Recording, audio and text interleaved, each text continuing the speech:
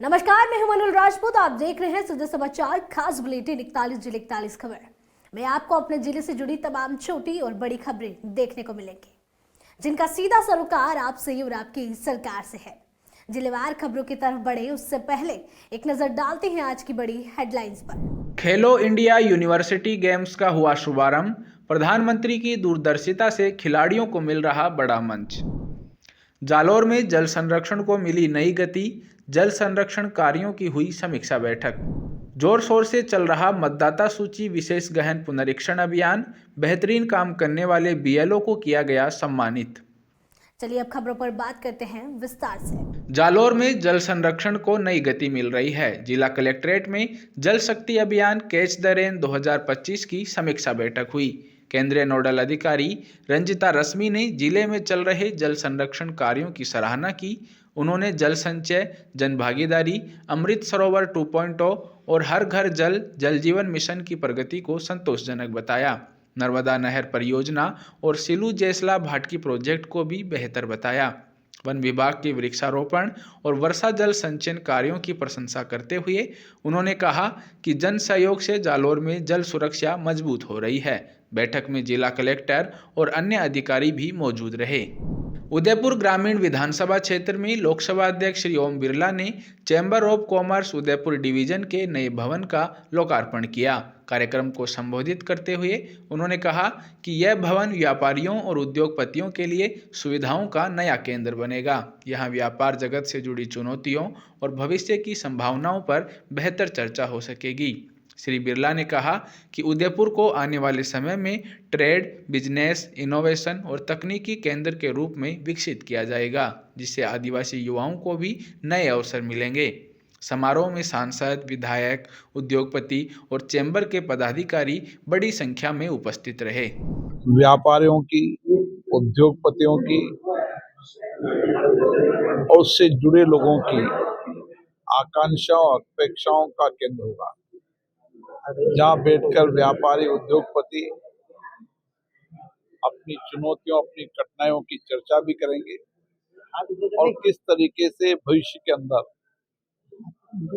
मेवाड़ की धरती उदयपुर, जो शौर्य वीरता की धरती रही है, जो आध्यात्मिक धर्म संस्कृति की धरती रही है, जो समर्पण सेवा की धरती रही है, इस धरती में आने वाले समय के अंदर हम ट्रेड, व्यापार के नए इनोवेशन के साथ किस तरीके से मेवाड़ को व्यापार, उद्योग का केंद्र बनाए, टेक्नोलॉजी का केंद्र बनाए, ताकि यहाँ पर मेवाड़ की धरती पर आदिवासी क्षेत्र का बच्चा भी नया इनोवेशन कर नया रिसर्च कर भविष्य की, उद्योग की और ट्रेड की और डेटा के साथ आईटी के क्षेत्र के अंदर किस तरीके से नया इनोवेशन कर हम मेवाड़ को उद्योग, व्यापार, तकनीकी का केंद्र बना सके। मुझे आशा है कि जिस तरीके से मेवाड़ की धरती आज दुनिया के लिए देशी विदेशी पर्यटकों का आकर्षण केंद्र है, आने वाले समय में इनोवेशन रिसर्च के साथ औद्योगिक व्यापार के अंदर भी देश विदेश के निवेश के लिए आकर्षण का केंद्र होगा। भरतपुर के लोहागढ़ स्टेडियम में खेलो इंडिया यूनिवर्सिटी खेलों का भव्य आगाज हुआ। डी कुमेर विधायक डॉक्टर शैलेश सिंह, जिला कलेक्टर श्री कमर चौधरी और अन्य अतिथियों ने दीप प्रज्वलित कर कार्यक्रम की शुरुआत की। अतिथियों ने कुश्ती वर्ग के खिलाड़ियों से परिचय कर प्रतियोगिता का विधिवत शुभारंभ किया। समारोह में विद्यार्थियों ने राजस्थानी घूमर, होली गीत और विभिन्न सांस्कृतिक प्रस्तुतियां दी। विधायक डॉक्टर शैलेश सिंह ने कहा कि खेलो इंडिया प्रधानमंत्री श्री नरेंद्र मोदी की महत्वपूर्ण पहल है, जो खेल प्रतिभाओं को बड़ा अवसर और सुरक्षित भविष्य दे रही है। उन्होंने कार्यक्रम को भरतपुर के लिए बड़ी उपलब्धि बताया। समारोह में कई अधिकारी और खेल संघों के पदाधिकारी मौजूद रहे। भरतपुर के अंदर खेलो इंडिया यूनिवर्सिटी गेम्स में कुश्ती और बॉक्सिंग का आयोजन भरतपुर में होने जा रहा है। आज उसका शुभारंभ हुआ है। आज हमारे माननीय मुख्यमंत्री जयपुर में एसएमएस स्टेडियम में खेलो इंडिया यूनिवर्सिटी गेम्स का शुभारंभ उन्होंने किया है और उसी के तहत भरतपुर में भी आज हुआ है।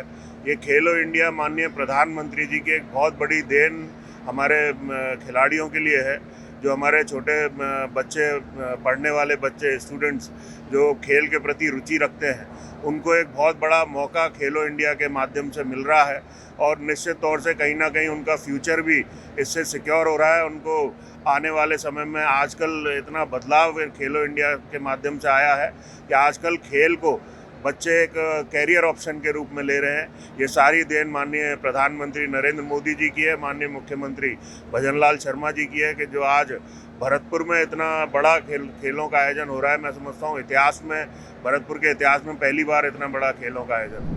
भरतपुर में अन्य पिछड़ा वर्ग आयोग ने नगर निगम सभागार में संभाग स्तरीय जनसंवाद कार्यक्रम आयोजित किया। आयोग अध्यक्ष सेवानिवृत्त न्यायाधीश श्री मदन लाल भाटी ने बताया कि ओबीसी को राजनीतिक प्रतिनिधित्व देने के लिए आयोग जनप्रतिनिधियों और सामाजिक संगठनों से फीडबैक लेकर रिपोर्ट तैयार करेगा ताकि वाजिब लोगों को सही लाभ मिल सके। उन्होंने कहा कि आयोग स्वतंत्र सर्वे भी कराएगा जिसमें राजनीतिक, सामाजिक, शैक्षणिक और आर्थिक पिछड़ेपन का पारदर्शी आकलन किया जाएगा। सदस्य सचिव श्री अशोक जैन ने बताया कि सुझाव मोबाइल ऐप और स्वतंत्र संस्था के माध्यम से भी एकत्र किए जाएंगे। कार्यक्रम में जनप्रतिनिधियों ने ओबीसी जनसंख्या के आधार पर राजनीतिक प्रतिनिधित्व बढ़ाने और जिलेवार आरक्षण तय करने के सुझाव दिए। कई जनप्रतिनिधि, पदाधिकारी और सामाजिक संगठन मौजूद रहे। पालना में उसके परिप्रेक्ष्य में जनसंवाद हमने भरतपुर संभाग स्तर पर आज रखा है। बहुत अच्छे सुझाव हमारे को आए हैं और ओबीसी को राजनीतिक प्रतिनिधित्व क्या मिलना चाहिए, उसके क्या हो सकता है, सिफारिशें क्या होगी, ये हमें इसके लिए बहुत सहयोग मिला है और हमें इनके ज्ञापन से हम विचार करेंगे और विचार करके रिपोर्ट शीघ्र सरकार को देंगे और हम ये कोशिश रहेगी ओबीसी को वाजिब हक है उनको मिल सके। धन्यवाद। चूरू में केंद्रीय नोडल अधिकारी श्री विजय नेहरा ने जिला परिषद सभागार में बैठक लेकर प्रधानमंत्री धन धान्य कृषि योजना पर सुझाव लिए। उन्होंने कहा कि किसानों को परंपरागत खेती को आधुनिक तकनीक से जोड़कर मजबूत बनाना चाहिए। स्थानीय उत्पादों की प्रोसेसिंग, ब्रांडिंग और मार्केटिंग बढ़ाने पर जोर दिया गया। बैठक में पद्म भूषण श्री देवेंद्र झाझड़िया, जिला कलेक्टर श्री अभिषेक सुराणा समेत कई जनप्रतिनिधि मौजूद रहे। किसानों ने सिंचाई, उन्नत बीज, प्रोसेसिंग यूनिट और प्रशिक्षण जैसी मांगें रखीं। अधिकारियों ने आश्वासन दिया कि सभी सुझावों पर प्रभावी कार्रवाई की जाएगी। मतदाता सूची विशेष गहन पुनरीक्षण अभियान 2026 के तहत खेतड़ी विधानसभा में बेहतरीन काम करने वाले 2 बीएलओ, भाग संख्या 6 के बीएलओ श्री राजेश और भाग संख्या 10 के बीएलओ श्री नरेंद्र को उपखंड अधिकारी एवं निर्वाचन अधिकारी श्री सुनील कुमार चौहान ने सम्मानित किया। दोनों बीएलओ ने अपना 100% कार्य पूरा किया है। खेतड़ी क्षेत्र में अब तक लगभग 2,50,000 गणना प्रपत्र वितरित किए जा चुके हैं, जिनमें से 72% डिजिटाइज हो चुके हैं। शेष कार्य भी तेजी से पूरा किया जा रहा है। उपखंड अधिकारी ने आमजन से बीएलओ का सहयोग करने की अपील की है।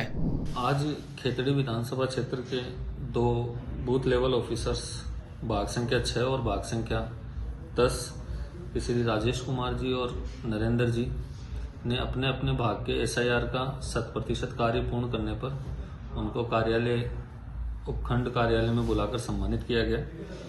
और खेतड़ी में अब लगभग 72% कार्य पूरा हो चुका है, 28% कार्य बचा हुआ है। इसमें भी हमारी जो टीम हमने लगाई है वो फील्ड में पूरी तरह से काम कर रही है। लोगों का सहयोग भी इसमें अपेक्षित है क्योंकि जो 28% बच रहे हैं वो लगभग ऐसे फॉर्म्स हैं जिनमें कि किसी अन्य जगह से जो ब्याह आई हैं बहुएं, उनके फॉर्म्स बचे हुए हैं, उनकी सूचना लेने में दिक्कत आ रही है। तो उसमें ग्रामवासियों को, क्षेत्रवासियों को इसमें सहयोग करना होगा ताकि हम ये जल्दी से जल्दी ये काम पूरा कर सकें। खेतड़ी लगभग इस समय राज्य पे 113 रैंक पे है और हम उम्मीद करते हैं कि खेतड़ी का जो एसआईआर का कार्य है वो आगामी 2 या 3 दिन में 100% पूरा करके राज्य में सबसे ऊपर आने का प्रयास रहेगा। इसके साथ ही मेरे क्षेत्रवासियों से अपील है कि ये जो वोटर लिस्ट में विशेष गहन पुनरीक्षण कार्यक्रम चल रहा है इसमें सहयोग करें, अपने जो फॉर्म्स है वो भरकर बीएलओ तक पहुंचाएं। बीएलओ भी आपके घर पे लगातार आ रहा है, उसके अलावा बीएलओ के सहायक हमने लगा रखे हैं, वो भी आपके घर पे लगातार आ रहे हैं, परंतु आप द्वारा फॉर्म समय पर भर के नहीं दिया जा रहा है, जिसकी वजह से ये कार्य में डिले हो रहा है। देखिए, चुनाव में जो वोट का अधिकार होता है वो महत्वपूर्ण है और अपने किसी लापरवाही से हमसे ये वोट का अधिकार न छिन जाए, इस पे पूरी तरह से आप जागरूक रहें। मेरा नाम नरेंद्र कुमार ढाका है। मैं भाग संख्या 10 का BLO हूँ और SIR के अंदर मैंने 20 दिन के अंदर मेरा 100% कार्य पूर्ण कर दिया। इसका मैंने ग्राम वासियों से सहयोग लिया और जो मेरे पास लगाए थे वॉलेंटियर लगाए थे उनका मैंने पूर्ण सहयोग लिया है। उनको मैंने वार्ड वाइज देकर फॉर्म दिए और भरवाए उनसे, और एक गांव के जो मुख्य चौक होता है, मुख्य जो भी जगह होती है, वहां पर मैंने 50 से 60 फॉर्म एक जगह लाकर ग्रामवासियों से भरवाए। इस प्रकार से मुझे इस कार्य में सफलता मिली। अच्छा का BLO और मेरे क्षेत्र में जो भी BLO थे, मैं वो मतदाता थे, उनसे मैंने आग्रह करके और जल्दी से फॉर्म इकट्ठे करवा के भर के और वो डिजिटाइजेशन किया। मेरे साथी अरविंद कुमार जहांगीर जी ने भी मेरा पूरा सहयोग किया और जो युवा मतदाता थे उन्होंने भी हमारा पूरा साथ दिया है। इसी प्रकार हमने पूरा लक्ष्य प्राप्त कर लिया। टोंक में आमजन की सुरक्षा भावना को मजबूत करने के लिए SP श्री राजेश मीना ने पुलिस टीम के साथ देर रात मुख्य बाजार में पैदल गश्त की। मुख्यमंत्री श्री भजनलाल शर्मा के निर्देशों के बाद यह विशेष अभियान चलाया गया। गश्त में ASP, CO सिटी, 3 थानों के थानाधिकारी और पुलिस लाइन के जवान शामिल रहे। SP ने बताया कि सर्दियों में चोरी की वारदातें बढ़ जाती हैं, इसलिए रात्रिकालीन गश्त को और सुदृढ़ किया जा रहा है। घंटाघर से बड़ा कुआं और सवाई माधोपुर चौराहे तक पैदल गश्त से शहरवासियों में सुरक्षा का भरोसा और अपराधियों में खौफ बढ़ा है। रोज पूरे जिले में संध्याकालीन गश्त होती है, लेकिन आज विशेष रूप से हमने सारे अधिकारियों ने भी और जो हमारे पुलिस लाइन के स्टाफ है, तीनों थानों के स्टाफ है, ट्रैफिक है, उसके साथ पब्लिक से मिलने का और जो गश्त है उसका ये किया है। पहले बस स्टैंड की तरफ और अभी ये जो मेन रास्ता है उस तक की तरफ किया है। बेसिकली ये हमारी रूटीन प्रक्रिया है, लेकिन इसको हमने अभी पूरे जिले स्तर पर किया है। आज सभी बड़े कस्बों में और थानों पे ये गश्त शाम को बढ़ाई गई है। पैदल गश्त, गाड़ी की गश्त, फिक्स पिकेट ये संध्याकालीन के समय में बढ़ाई गई। बीकानेर के महाराजा गंगा सिंह विश्वविद्यालय में 5वें खेलो इंडिया यूनिवर्सिटी गेम्स का शुभारंभ हुआ। मुख्य अतिथि विधायक श्री जेठानंद व्यास ने कहा कि प्रधानमंत्री श्री नरेंद्र मोदी की दूरदर्शिता से देश में खिलाड़ियों को बड़ा मंच मिल रहा है। राजस्थान को इन खेलों की मेजबानी मिलना गर्व की बात है। प्रदेश के 7 शहरों में 12 दिनों तक 23 खेलों की प्रतियोगिताएं होंगी, जिनमें 5000 से अधिक खिलाड़ी भाग लेंगे। बीकानेर में वेट लिफ्टिंग और कबड्डी की प्रतियोगिताएं आयोजित होंगी। विश्वविद्यालय प्रशासन ने खिलाड़ियों को बेहतर सुविधाएं देने का भरोसा दिया। कार्यक्रम में खिलाड़ियों, अधिकारियों और जनप्रतिनिधियों ने उत्साह के साथ भाग लिया। पुष्कर ब्रह्मा कॉरिडोर को लेकर पहली बड़ी बैठक में सरकार ने सभी संशयों को दूर करते हुए स्पष्ट किया कि इस परियोजना का उद्देश्य केवल विकास और तीर्थ क्षेत्र का सौंदर्यीकरण है। कैबिनेट मंत्री श्री सुरेश सिंह रावत, जिला कलेक्टर और जनप्रतिनिधियों की मौजूदगी में 2 घंटे चली बैठक में तीर्थ पुरोहित, व्यापारी और स्थानीय लोग शामिल हुए। प्रशासन ने भरोसा दिलाया कि किसी भी परंपरा या धार्मिक ढांचे को नुकसान नहीं पहुंचाया जाएगा और सभी कार्य जन सहमति से होंगे। लोगों ने बैठक में मिले स्पष्टीकरण से संतोष जताया। तो हमारे प्रदेश के यशस्वी मुख्यमंत्री आदरणीय भजनलाल जी का हृदय से आभार प्रकट करता हूँ और धन्यवाद ज्ञापित करता हूँ कि उन्होंने पुष्कर की जनता की मांग के अनुरूप तीर्थराज पुष्कर का विकास हो, उसकी उन्होंने बजट के अंदर विकास की घोषणा करी।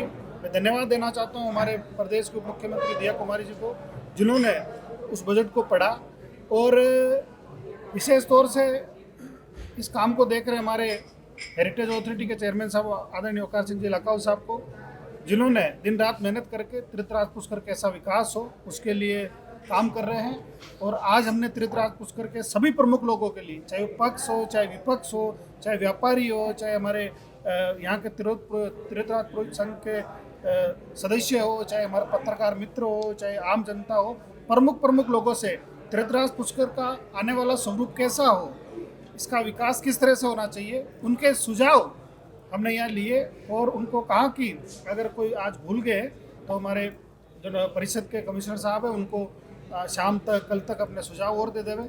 हमारी सरकार का ये उद्देश्य है कि तीर्थराज पुष्कर का विकास यहाँ की जनता की मांग के अनुरूप हो और जिस तरह से जैसे ही माननीय मुख्यमंत्री जी ने तीर्थराज पुष्कर के विकास की घोषणा करी तो कुछ लोग जनता में गलत भ्रांति और भ्रम फैलाने का काम किया कि साहब मार्केट टूटेगा, कई दुकानें टूटेगी, कई मकान ढह जाएंगे, ऐसा नहीं है। ये तीर्थराज पुष्कर का विकास पुष्कर के लोगों के लिए है, जो यहाँ के देश और दुनिया के लोग आते हैं उनकी सुविधा के लिए। तो सबका साथ और सबका विकास, सबकी भावनाओं को ध्यान में रखते हुए तीर्थराज पुष्कर का समग्र और संपूर्ण विकास कैसे हो, इसके लिए हमारी सरकार काम कर रही है और जल्दी हम इस पे आगे बढ़ेंगे, जल्दी इसका काम का शुभारंभ करेंगे।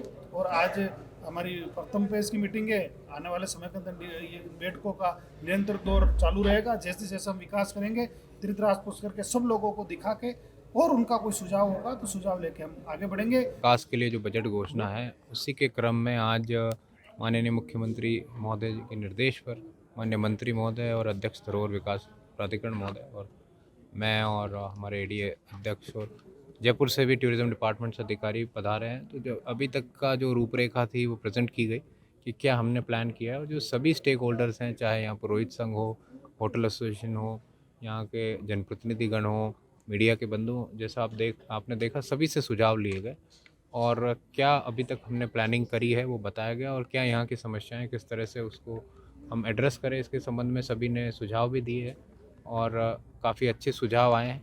जैसा आप जानते हैं कि टूरिस्ट का यहाँ पर या जो श्रद्धालु आते हैं उनका नंबर काफ़ी बड़ा है। पिछले कुछ सालों में लगभग 3 साल में लगभग तिगुना ये नंबर हो गया है। तो उसी को देखते हुए किस तरह सुविधाएं विकसित की जाए, उसके लिए हमने चर्चा की है और यही प्रयास है कि माननीय मुख्यमंत्री जी के निर्देशानुसार तीर्थराज पुष्कर का समग्र विकास किया जाएगा और जो भी आवश्यक सुविधाएं हैं या जो भी हमारे कंस्ट्रेंट्स हैं उनको एड्रेस करते हुए इसको एक हॉलिस्टिक इसका डेवलपमेंट। नसीराबाद छावनी के ऐतिहासिक भवन का जीर्णोद्धार कैंटोनमेंट द्वारा शुरू किया गया है।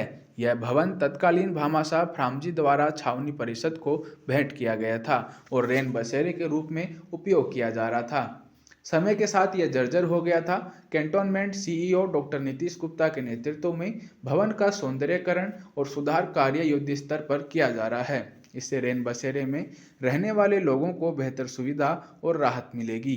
इस प्रयास की आम नागरिक और छावनी परिषद दोनों ने सराहना की है। डीग शहर में जिला पुलिस अधीक्षक श्री ओम प्रकाश मीणा के नेतृत्व में देर रात फ्लैग मार्च निकाला गया। यह मार्च गणेश मंदिर से शुरू होकर पुरानी अनाज मंडी, लक्ष्मण मंदिर, मेन मार्केट, नई सड़क और पुराना बस स्टैंड से होकर वापस गणेश मंदिर पर समाप्त हुआ। मार्च में डीएसपी श्री सीताराम बेरवा और कोतवाली थाना प्रभारी श्री रामनरेश मीणा समेत कई पुलिसकर्मी शामिल रहे।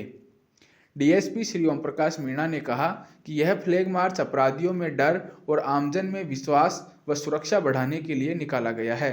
उन्होंने अपराधियों को चेतावनी दी कि अपराध नहीं छोड़ा तो कड़ी कार्रवाई की जाएगी। पुलिस हेडक्वार्टर से उच्च अधिकारियों के निर्देशन के बाद में पैदल गश्त फुट पेट्रोलिंग का आयोजन किया गया। आज डीग में सभी थाना क्षेत्रों में इसका आयोजन किया गया है।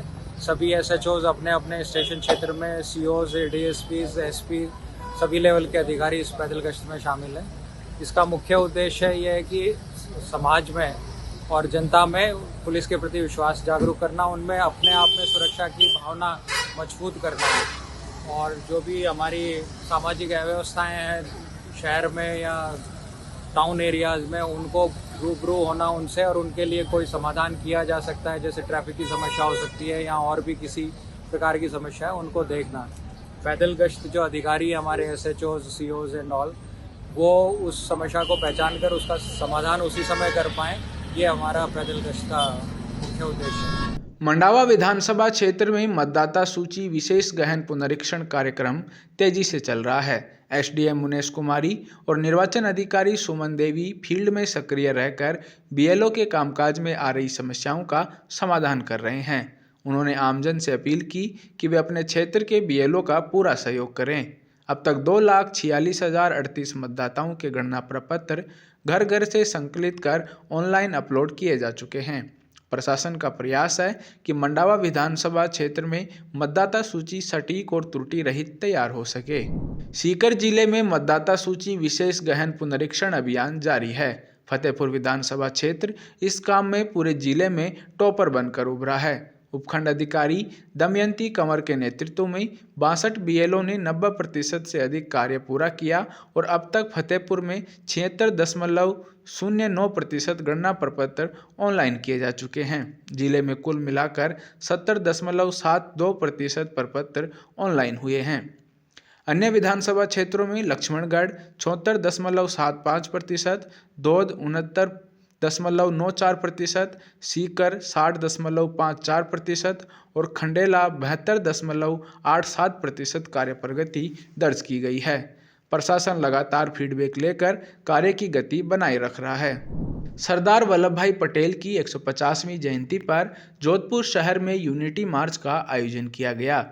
रैली जिला कलेक्टर कार्यालय से शुरू होकर सर्किट हाउस के पास सरदार पटेल की आदमकद प्रतिमा पर समाप्त हुई। राज्यसभा सांसद श्री राजेंद्र गहलोत ने हरी झंडी दिखाकर मार्च को रवाना किया और नशा मुक्ति व स्वदेशी अपनाने की शपथ दिलवाई। मार्च में बीएसएफ जवान, आईटीआई विद्यार्थी, आशा सहयोगिनी और नगर निगम के कर्मचारी शामिल हुए। जिला कलेक्टर कार्यालय पर सरदार पटेल की तस्वीर पर माला अर्पित कर पुष्पांजलि दी गई। उपस्थित लोगों ने उत्साहपूर्वक रैली में भाग लिया। 150वां जो है जयंती हम लोग मना रहे हैं। 1875 में जब सरदार वल्लभ भाई पटेल साहब पैदा हुए थे तो उन्होंने देश की स्वतंत्रता को लेके, देश की अखंडता और एकता को लेके विशेष योगदान जो है दिया है। तो उस चीज़ को जो है हम लोग सेलिब्रेट कर रहे हैं और एक आज हम जो है एक रन फॉर यूनिटी मार्च जो है निकाल रहे हैं, जिसमें आप देख सकते हैं कि अलग अलग बैकग्राउंड से जो है लोग जो है यहाँ पे प्रतिभाग कर रहे हैं। बच्चे भी हैं काफ़ी उत्साहित और बीएसएफ के जवान भी हैं, पुलिस के भी जवान हैं और नॉर्मल जो है ऑफिस के कार्मिक भी हैं। तो एक यूनिटी का जो है ये संदेश जो हम लोग देना चाहेंगे कि देश की एकता, अखंडता जो है वो जो है उसके लिए जो है हम लोग जो है लोगों को बोलेंगे कि हमारे जो फोरफादर्स थे, सरदार पटेल थे और महात्मा गांधी थे, उन लोगों ने जो है देश की एकता और अखंडता के लिए जो है कई बलिदान दिए हैं। तो उस बलिदान को जो है सेलिब्रेट करने का है, उस बलिदान को जो है याद करने का है और एक प्रतिज्ञा लेना है कि देश की अखंडता और एकता को मजबूती प्रदान करने के लिए और अच्छे से जो है देश के लिए जो है हम लोगों को जो है आगे मिल के जो है अपना जो है एक योगदान देना है। हर एक युवाओं का, हर एक समाज के हर एक वर्ग का, उसको लेके जो है एक यूनिटी मार्च जो है हम लोग ने आयोजित किया है, जिसके थ्रू जो है हम लोग जो है जागरूकता जो है फैलाएंगे। राजस्थान में पहली बार खेलो इंडिया यूनिवर्सिटी गेम्स का आयोजन शुरू हो गया। उदयपुर में अटल बिहारी वाजपेयी इंडोर स्टेडियम में जूडो प्रतियोगिता का शुभारंभ हुआ। उद्घाटन समारोह में उदयपुर ग्रामीण विधायक श्री फूल सिंह मीणा और कुलपति प्रोफेसर बीपी सारस्वत उपस्थित रहे। यूडीए आयुक्त श्री राहुल जैन ने बताया कि जूडो इवेंट 25 से 28 नवंबर तक, बीच वॉलीबॉल 28 नवंबर से 1 दिसंबर और कयाकिंग 2 से 4 दिसंबर तक आयोजित होगा। जिला प्रशासन ने खिलाड़ियों के रहने और खाने की पूरी व्यवस्था की है। डॉक्टर हिमांशु राजौरा और डॉक्टर महेश पालीवाल ने कार्यक्रम का संचालन और देखरेख की। पोखरण के लाठी कस्बे में पुलिस मुख्यालय जयपुर के निर्देश पर नवनियुक्त थानाधिकारी श्री नाथू सिंह चारण के नेतृत्व में पैदल फ्लैग मार्च निकाला गया। पुलिस बल ने मुख्य बाजार, बस स्टैंड और संवेदनशील स्थानों पर गश्त करते हुए दुकानदारों और राहगीरों से सुरक्षा व्यवस्था पर बातचीत की। थानाधिकारी ने कहा कि पैदल गश्त नियमित रूप से जारी रहेगी, जिससे अपराधियों में भय पैदा होगा और आमजन में पुलिस पर विश्वास बढ़ेगा। गश्त के दौरान पुलिस अधिकारियों ने स्थानीय दुकानदारों, राहगीरों और युवाओं से बातचीत कर सुरक्षा व्यवस्था पर प्रतिक्रिया ली। उन्होंने लोगों से सतर्क रहने, किसी भी संदिग्ध गतिविधि की सूचना तुरंत पुलिस को देने और कानून व्यवस्था बनाए रखने में सहयोग करने की अपील की। कृषि महाविद्यालय भुसावर में ग्रामीण उद्यमिता और कृषि विकास योजना के तहत विद्यार्थियों को गमलों में पौधों की देखभाल की प्रायोगिक जानकारी दी गई। डीन डॉक्टर उदयभान सिंह ने बताया कि सर्दियों में पौधों को स्वस्थ रखने के लिए vermi compost, urea, super phosphate और म्यूरेट ऑफ पोटाश का मिश्रण डालकर मिट्टी में मिलाना चाहिए। गमलों को धूप वाली जगह पर रखना और रात में कवर या एग्रानेट हाउस में रखना लाभकारी है। पौधों की मिट्टी पूरी तरह न बदलें और यदि गमले का छेद बंद हो जाए तो उसे ठीक कर पुनः पौधा स्थापित करें। खेलो इंडिया के तहत कोटा में तलवारबाजी प्रतियोगिताएं शुरू हुई। रघुराई स्पोर्ट्स कॉम्प्लेक्स के इंडोर स्टेडियम में 25 से 28 नवंबर तक यह प्रतियोगिताएं चलेंगी। देश भर की विभिन्न यूनिवर्सिटी के 369 खिलाड़ी और कोच भाग ले रहे हैं। जिला खेल अधिकारी श्री यतेंद्र बहादुर सिंह ने बताया कि खेलों से न केवल खिलाड़ियों की प्रतिभा निखरती है, बल्कि स्वास्थ्य और रोजगार के अवसर भी बढ़ते हैं। खिलाड़ियों का कहना है कि खेलो इंडिया से खेलों को बढ़ावा मिलता है और भविष्य में नौकरियों के अवसर भी मिलते हैं। भारत सरकार के खेल मंत्रालय एवं राजस्थान सरकार के दोनों के संयुक्त तत्वाधान में ये प्रतियोगिता आयोजित की जा रही, जो 24 दिसंबर से लेकर 5 दिसंबर तक की जा रही है। सभी ये राजस्थान के 7 संभाग में प्रतियोगिता आयोजित की जा रही है। कोटा को तलवारबाजी और वॉलीबॉल 2 खेल का इवेंट मिला हुआ है। तलवारबाजी के आज इवेंट सुबह 9 बजे से शाम को 6 बजे तक होगा। इसमें अलग अलग वर्ग की प्रतियोगिता हो रही है, जिसका रोज का रोज फाइनल हो जाएगा। खेलो इंडिया सरकारी एक टूर्नामेंट है जिसमें सरकार पूरी फंडिंग करती है और इसमें हम टॉप 8 जितने भी एथलीट्स होते हैं सिलेक्टेड सिर्फ वही खेलते हैं और it is a great exposure for all us athletes. मेरा ये 4th खेलो इंडिया है एंड मेरे पिछले 3 खेलो इंडिया में मेडल भी हैं in team event and it's a very good platform जिससे हम आगे बढ़ सकते हैं, क्योंकि यहाँ पर इंटरनेशनल एक्सपोजर भी मिलता है, just like international exposure in the national वे।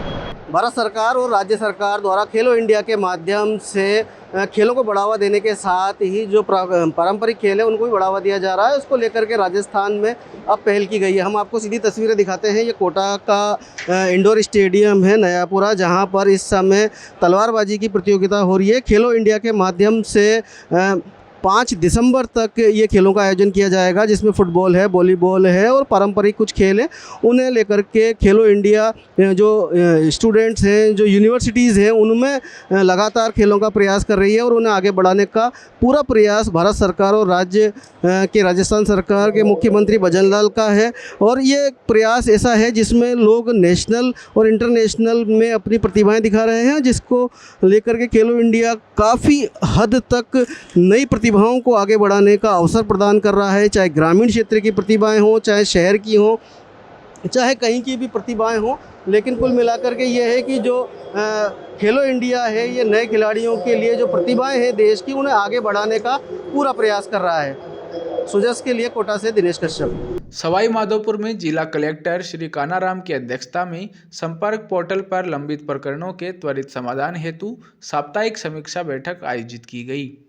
बैठक में सभी विभागों को निर्देश दिए गए कि बिजली, पानी, शिक्षा और चिकित्सा से जुड़ी शिकायतों का न्यूनतम समय में निस्तारण किया जाए और परिवादी को तुरंत जानकारी दी जाए। बैठक में विकास कार्य, स्मार्ट सिटी योजनाएं, ऑडिटोरियम निर्माण, दुग्ध संयंत्र और हवाई पट्टी सुधार समेत अन्य परियोजनाओं की समीक्षा की गई। लूणी विधानसभा क्षेत्र में कैबिनेट मंत्री श्री जोगाराम पटेल ने करनियाली गांव में 277.49 लाख रुपए की पेयजल परियोजना का शिलान्यास किया। इस परियोजना से ग्रामीणों को पानी की बड़ी राहत मिलेगी। मंत्री श्री पटेल ने कहा कि मुख्यमंत्री श्री भजन लाल शर्मा के निर्देशानुसार प्रदेश में विकास कार्य लगातार किए जा रहे हैं। ग्रामीण क्षेत्र के अंतिम छोर और ढाणियों तक पाइपलाइन के माध्यम से पानी पहुंचाया जाएगा। गर्मियों में पानी की किल्लत को देखते हुए विभाग ने अवैध कनेक्शन हटाने और जल माफियाओं पर कार्रवाई करने के निर्देश दिए हैं। इस अवसर पर PHED विभाग के अधिकारी भी उपस्थित रहे। 41 खबर बुलेटिन में आज के लिए इतना ही। फिर मिलेंगे किसी और खबर के साथ। तब तक के लिए देखते रहिए सूर्य समाचार। हमारे चैनल को लाइक, सब्सक्राइब और शेयर करना ना भूलें। धन्यवाद।